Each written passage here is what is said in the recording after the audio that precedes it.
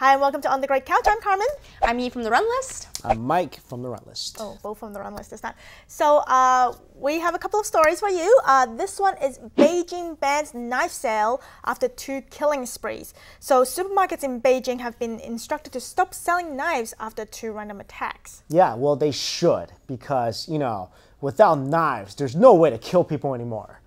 I don't understand how banning knives would help people. Knives are more useful than potentially there were 2 people. Have you not seen a Chinese kung fu movie? Everyone's killed with a knife or a sword. Okay, and then, actually, this netizen said that, you can actually kill someone with durian if you want to, you chuck it in their face. That's what I'm saying. There's so many more dangerous things out there. You could kill someone with a broomstick if you beat them hard enough. Okay, choice of weaponry. Would you take a knife or a durian on a rope? A durian on a rope. Clearly, so much cooler looking. Hello? Well, so much more dangerous. I know you open it up, and if it's and it smells. You open it, you stink the person to death, or you can use until the they pass shell. out, and then you drop it on them. Okay. Let's go back to the serious side. Will this really stop the killing? We did a report on it, Mike, and we were talking about how basically if there's going to be mentally insane or people who are very angry running around who want to kill other people with knives, it's not about the knife that's going to stop them from killing people. They're going to think of other ways to kill people. Well, let's think about this logically, okay? Let's just think about it logically.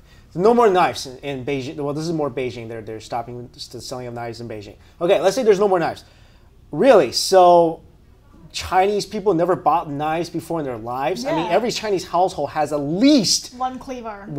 A giant cleaver. Yeah. And what other assortment of knives they have. So there's still knives.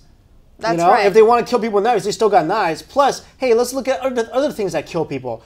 Cars kill people. Bricks kills people. You're going to ban bricks. You're going to ban cars. You can kill a person with a bicycle. You're going to ban all the bicycle in Beijing?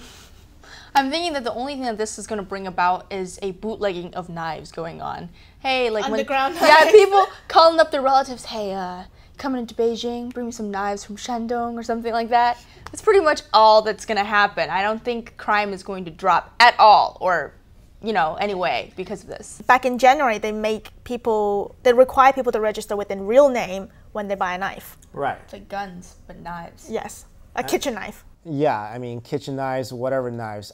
This it's preposterous, if you think about what they're really trying to do here. Just because, this happened because there was 2 really notable killing sprees of people who stabbed some innocent bystanders and ended up killing several of them.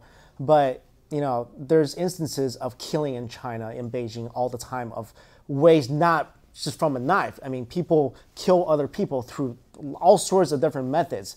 So what is this? This is just basically a big PR move from the government, basically saying, hey, maybe we're trying to do something. But this doesn't solve the root of the problem, because what is the root of the problem? You have mainly 2 different types of people that go on these rampages. One, they have mental issues. Okay, that's because, hey, look, your psychologist or health professional, mental health professional per capita in China is grossly minuscule. You don't have the support for people who have mental illnesses. Secondly, you have people who are disgruntled. They went to appeal in China. They don't get the answers they really hope they would get. You ignore them and they become so fed up, they go around hacking people. So these are the root of the causes.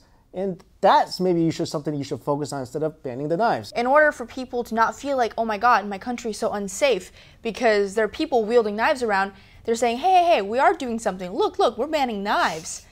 Yeah, see, we're addressing your concerns. I think that's definitely, I agree with you. It's kind of like that kind of move. Yeah. Durians are going to disappear from Beijing supermarkets soon. Just because that guy said that online. They thought it was like, the next comment is we got to talk about durians. Tell us, what do you think would help? Well, it's hard. Anything you suggest to help solve this problem. Or do you think the banning of knives is ridiculous? Oh, if you think that is ridiculous. Anyway, the next topic is, have you heard of salad towers? Can I just say, first of all, that bravo. These people should be architects and designers because it's a work of art. There's layers of stuff in there. It's like you can feed a whole family. Can we just focus on how small the plate actually is on the bottom of these salad towers? and they're able to like just extend, Dude, expand. this is on a bowl. I mean, that's a bowl, but a lot of these are built on really small bowls like this one. That's the standard bowl right there. It's about this big. And they increased the width of it, and they made it beautiful. It's actually, I mean, Edible Creations, if they actually had really good tools, give it to these guys, these guys can join it build. with sauce. Like it's like the glue, they stick it together. But the thing is, I mean, like as great as it looks, as much as you would applaud them, but I think it's a waste of food. Like really, is anyone really gonna eat all of it? Well, it's becoming more like a artistic imagery item. I've been to Pizza Hut, and I've personally participated in building one of these towers.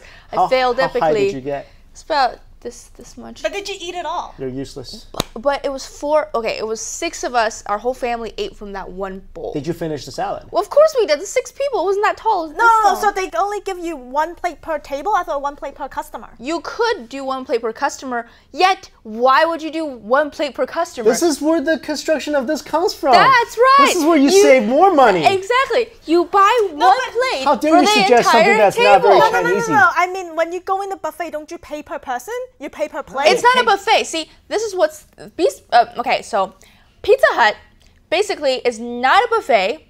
In China, it's not in a buffet form, but except for the salad bar. The salad bar is like a buffet. It's like a mini buffet, and like everything else needs to be ordered. So then you order the salad thing for 30 yuan, and then you can go 1 time to the counter, take everything you need, come back. However, they do not limit you from doing you have to have 1 person per plate. You can have 1 plate for your whole table.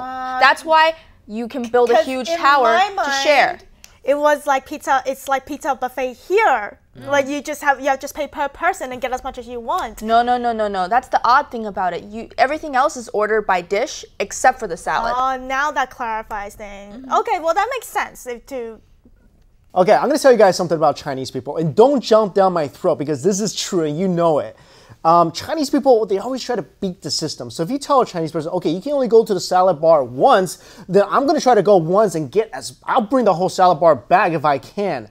So in their heads, okay, like I gotta get my money's worth, like you were talking about. I gotta bring enough for the whole table. Like when sometimes like, I don't know if you guys ever been to Olive Garden. You know, when I was in college, went to Olive Garden. Yeah, the free breadsticks and the soup and the salad. Okay, so we order an entree, get the salad, breadsticks, and soup, and then just eat that, and then bring the entree home, and that's a whole second meal. Oh my God, so good. Oh my God. Oh, okay, it's okay because you're poor college students. I'm gonna give that to you. Yeah, okay. I wonder, but Olive Garden didn't stop giving out breadsticks just because everyone freeloaded on them. But also, I think what they're seeing. My second point was that I think what they're seeing is this is becoming an issue because it's gone viral, okay? These pictures have gone viral. It's being passed around Weibo, and people are now comparing their structures against each other's structures. The main reason is not that we want to bring as much food back for the table as possible. We want to build the best structure. So then you start seeing a lot of wasted food. Yeah, that's true. Yeah, well, anyway, Pizza Hut banned this salad bar now anyway, so there's no more in China. What are they gonna do? Well, actually, I want to ask you guys a question. What's the most food you've ever eaten at a buffet? Let us know in the comment section below. And the last segment is the hashtag AskOTGW, and it's from May Tuan Tucker. And her question is, please comment on how Chinese hate non-stop leg shaking while sitting. Because Chinese people have a saying, it says, 男斗穷,女斗贱. Basically, if you... Translate it literally. Well... If a guy shakes their legs too much, it means that they're going to be poor. And if a girl shakes her leg too much, it means that they will be, I don't know how you translate that, a bitch? Yeah, I mean, how else do you translate that? No, I don't think that's a direct translation. However, it's not something good. It's definitely derogative, definitely not something that you want to do. So after I was brought up that way, so I noticed when I shake my legs, I'm like, nope, I'm not doing it. So you shouldn't do it either. You're going to be poor. There's also a Canto saying, it's like 人有福報, which is like... if football? No! It's Canto!